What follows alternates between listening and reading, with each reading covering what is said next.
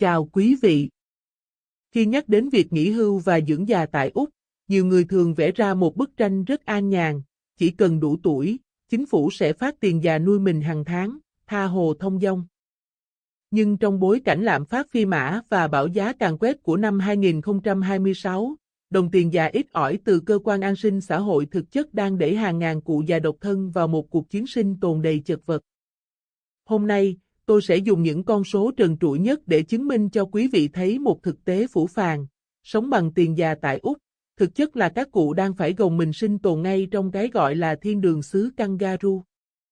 Theo bản cập nhật mới nhất, một cụ độc thân sẽ nhận được tiền già tối đa là 1.200 đô và 90 cent cho mỗi 2 tuần, và nếu mình làm tròn số thì tiền già mỗi tuần sẽ là 600 đô.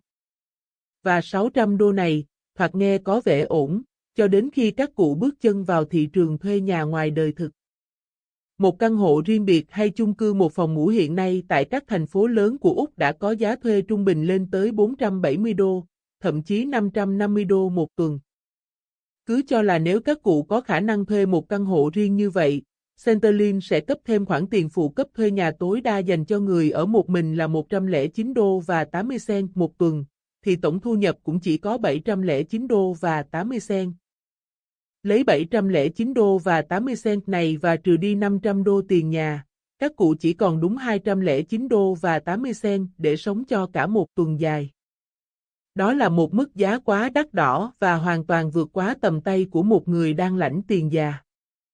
Chính vì căn hộ riêng quá xa xỉ, giải pháp duy nhất là các cụ phải hạ mình đi thuê một căn phòng nhỏ để sống chung với người khác. Nhưng ở đây, các cụ lại vấp phải một quy luật ngầm tàn nhẫn.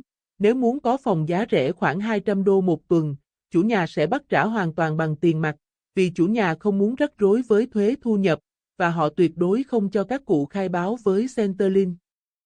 Còn nếu muốn làm hợp đồng hợp pháp để xin tiền phụ cấp thuê nhà từ Centrelink, chủ nhà sẽ lập tức nâng giá phòng lên từ 250 đô đến 270 đô một tuần nhằm bù vào tiền thuế của họ.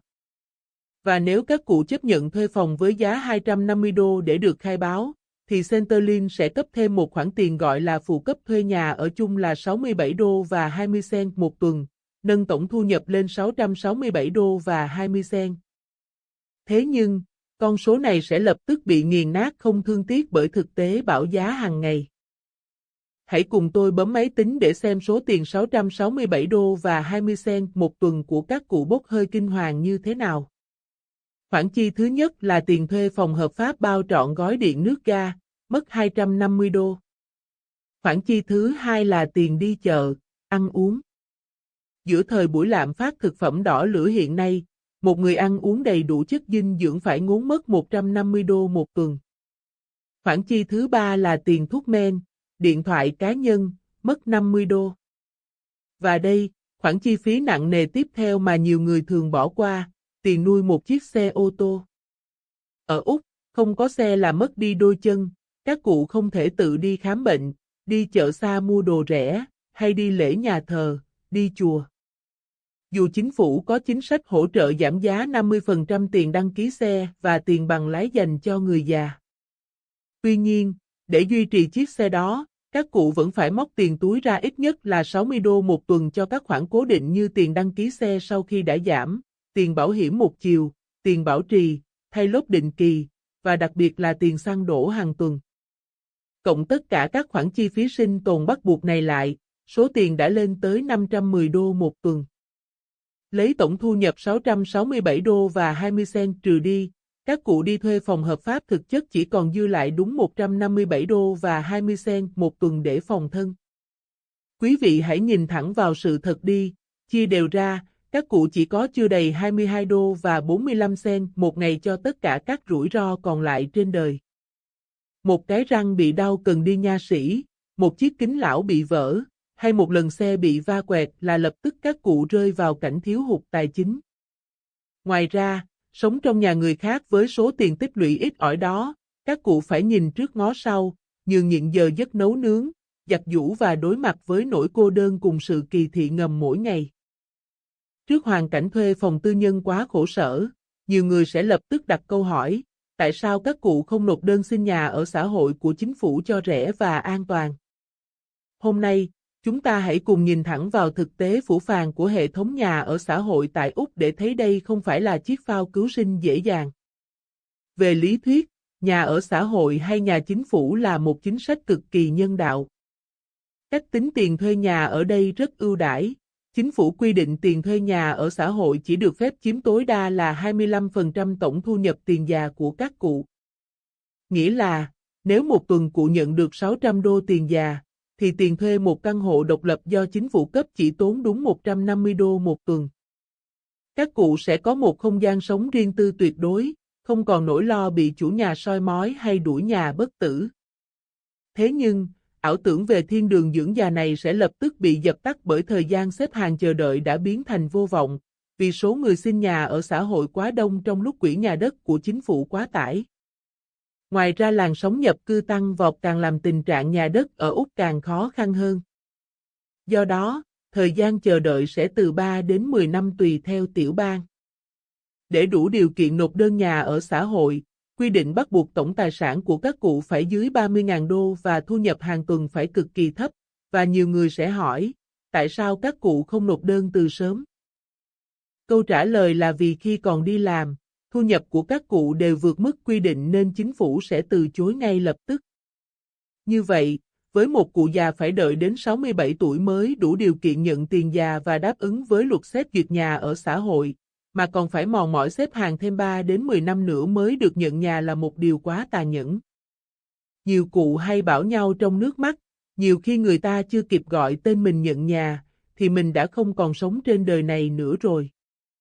Còn để được duyệt nhà theo diện khẩn cấp và bỏ qua thời gian chờ đợi này, các cụ bắt buộc phải chứng minh bản thân đang rơi vào hoàn cảnh hoàn toàn vô gia cư, phải ngủ bờ ngủ bụi ngoài đường, hoặc đang bị bạo hành, ngược đãi nghiêm trọng. Còn nếu chỉ là một cụ già nghèo và chật vật đi thuê phòng thì hồ sơ của các cụ sẽ nằm im dưới đáy hòm từ năm này qua năm khác. Vậy không xin được nhà chính phủ, thuê phòng ngoài thì bị chèn ép và cô quạnh, lối thoát nào là tốt nhất để các cụ có cuộc sống chất lượng hơn? Hiện nay, có một xu hướng giải thoát vô cùng thông minh đang được rất nhiều cụ lựa chọn, đó là mang toàn bộ số tiền già của Úc về lại Việt Nam để dưỡng già vĩnh viễn. Hãy cùng tôi làm một bài toán hoán đổi không gian sống để thấy sự khác biệt kinh ngạc. Luật của Bộ An sinh xã hội Úc quy định rất rõ, các cụ có quyền nhận tiền già khi sống ở nước ngoài. Tuy nhiên, số tiền các cụ nhận được sẽ tùy thuộc vào số năm các cụ đã sống ở Úc từ 16 tuổi đến 67 tuổi. Như vậy, nếu các cụ đã sống và làm việc tại Úc từ 35 năm trở lên, các cụ có quyền nhận tiền già vĩnh viễn ở nước ngoài, mà không bị trừ quá nhiều. Khi các cụ rời nước Úc để về Việt Nam định cư lâu dài, chính phủ Úc sẽ cắt bỏ phụ cấp tiền điện và cắt giảm phụ cấp tiền già xuống mức tối thiểu. Tuy nhiên tiền già căn bản sẽ không thay đổi nếu các cụ đã sống ở Úc 35 năm. Như vậy, khi các cụ về Việt Nam sống các cụ sẽ bị trừ khoảng 70 đô mỗi 2 tuần, và tiền già sẽ được chuyển đều đặn vào tài khoản ngân hàng ở Úc hay ở Việt Nam cho các cụ mỗi 4 tuần nếu các cụ rời khỏi Úc và định cư ở Việt Nam. Tuy nhiên, khi các cụ đủ 80 tuổi, Centrelink sẽ gửi cho các cụ một cái đơn đến địa chỉ ở Việt Nam, nơi mà các cụ đang sống, để yêu cầu các cụ điền thông tin vào, và cần được chính quyền địa phương hoặc phòng công chứng ở Việt Nam xác nhận là các cụ vẫn còn sống, và gửi về lại cho Centrelink qua đường bưu điện. Một khi Centrelink nhận được đơn của các cụ, Centrelink sẽ tiếp tục chi trả cho các cụ. Thủ tục này sẽ phải thực hiện mỗi 2 năm một lần. Như vậy tiền già các cụ sẽ có khoảng 565 đô một tuần sau khi trừ tiền phụ cấp, và khi quy đổi sang tiền Việt Nam theo tỷ giá hiện nay, các cụ sẽ có một nguồn thu nhập ổn định dao động từ 9 triệu đến 10 triệu đồng một tuần, tương đương khoảng 36 triệu đến 38 triệu đồng một tháng và đó là một khoản tiền lớn ở Việt Nam. Với mức tài chính dư giả này, các cụ hoàn toàn có thể thuê ngay một căn hộ chung cư cực kỳ đẹp đẽ và tiện nghi để dưỡng già. Không những thế, các cụ còn thừa sức mướn thêm một người giúp việc riêng hàng ngày để lo trọn gói từ chuyện đi chợ, nấu nướng những món ăn hợp khẩu vị cho đến dọn dẹp, lau chùi nhà cửa sạch sẽ. Các cụ chỉ việc an nhàn hưởng thụ, sống một cuộc sống vương giả, thông dong mà chẳng cần phải động tay động chân vào bất cứ việc gì. Tuy nhiên, chọn những thành phố lớn như Sài Gòn, Hà Nội sẽ rất đắt đỏ và hơn nữa không thích hợp với người lớn tuổi. Nhưng nếu chọn những thành phố nhỏ hay miền Tây thì các cụ sẽ rất thoải mái. Và để kế hoạch chuyển vùng dưỡng già này diễn ra hoàn hảo và không gặp rủi ro pháp lý với Centerlink, các cụ cần phải lưu ý, liên lạc trực tiếp với Centerlink để kiểm tra số năm thực tế cụ đã sống tại Úc. Số tiền già hàng năm tại thời điểm làm video này là 29.390 đô và 40 cent, chỉ được phát trọn vẹn nếu các cụ đã ở Úc đủ 35 năm. Nếu thời gian ở Úc của các cụ ít hơn cột mốc này, số tiền già khi mang ra nước ngoài sẽ bị cắt giảm tỷ lệ phần trăm theo số năm thực tế cụ đã sống tại Úc. Do đó, người thân cần liên lạc trực tiếp Centerlink để kiểm tra chính xác số năm tích lũy của các cụ trước khi đặt vé máy bay. Lưu ý thứ hai là vấn đề bảo hiểm y tế. Nhiều người lo sợ rằng đi nước ngoài lâu ngày thì thẻ Medicare của các cụ sẽ bị hủy, nhưng thực tế chính phủ Úc không hề hủy hay khóa thẻ của các cụ chỉ vì đi quá 6 tháng. Dẫu vậy, khi sống ở nước ngoài, thẻ Medicare sẽ không thể sử dụng để đi khám chữa bệnh được nữa.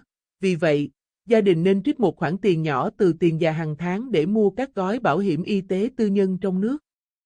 Hệ thống bệnh viện quốc tế tại Việt Nam hiện nay có dịch vụ rất tốt, bác sĩ giỏi và chi phí hợp lý, và sẽ bảo đảm các cụ được chăm sóc sức khỏe toàn diện mà không cần lo lắng khi đau yếu.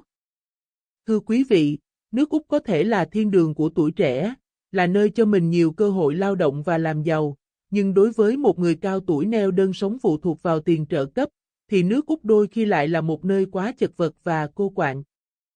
Dũng cảm bước ra khỏi vùng an toàn, mang đồng tiền già về lại quê hương chính là một lối thoát thông minh, giúp các cụ biến những năm tháng cuối đời thành một khoảng thời gian sống thông dong và tràn ngập niềm vui bên tình làng nghĩa xóm. Nếu quý vị đang có những người quen đang bế tắc trong những căn phòng thuê tại Úc, hãy cùng ngồi lại, làm bài toán kinh tế này và cân nhắc con đường hồi hương. Nếu quý vị thấy bài phân tích này chạm đúng thực tế trần trụi của cộng đồng, hãy nhấn thích, đăng ký kênh và chia sẻ video này. Xin chào và hẹn gặp lại quý vị trong video sau.